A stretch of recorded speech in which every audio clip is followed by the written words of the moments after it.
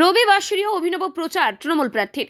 ধামসা মাদলের তালে কোমর দুলিয়ে আদিবাসী মহিলাদের সাথে নেচে জনসংযোগ মালদা বিধানসভা কেন্দ্রের তৃণমূল কংগ্রেসের প্রার্থী লিপিকা বর্মন ঘোষের। আজ তিনি আদিবাসী অধ্যুষিত পুরাতন মালদা ব্লকের ভাবুক গ্রাম পঞ্চায়েতের পাঁচপুকুর এলাকার নির্বাচনী প্রচারে আসেন।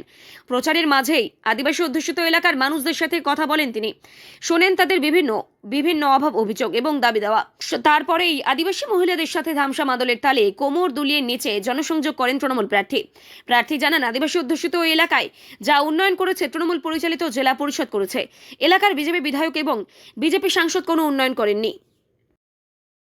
আজকে এই এলাকায় প্রচারে এসে দেখলাম অভিনবভাবে প্রচার সারলেন আদিবাসীদের সাথে নেচে, কিভাবে দেখছেন, কি বলবেন?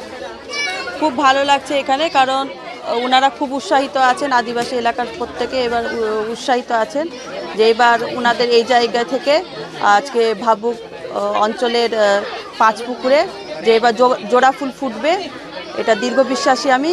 কারণ এই এলাকায় আমি ঘুরে দেখলাম কোনো রকম উন্নয়ন হয়নি, যতটুকুটা হয়েছে জেলা পরিষদের মাধ্যমেই হয়েছে। তো ওনারা এবার আর যে ভুলটা গত 5 বছর ওনাদের হয়েছে সেটা আগামীতে হবে না। ওনারা সকলে আমাদের প্রতি বিশ্বাস রেখেছেন, আস্থা রেখেছেন মাননীয় মুখ্যমন্ত্রীর প্রতি।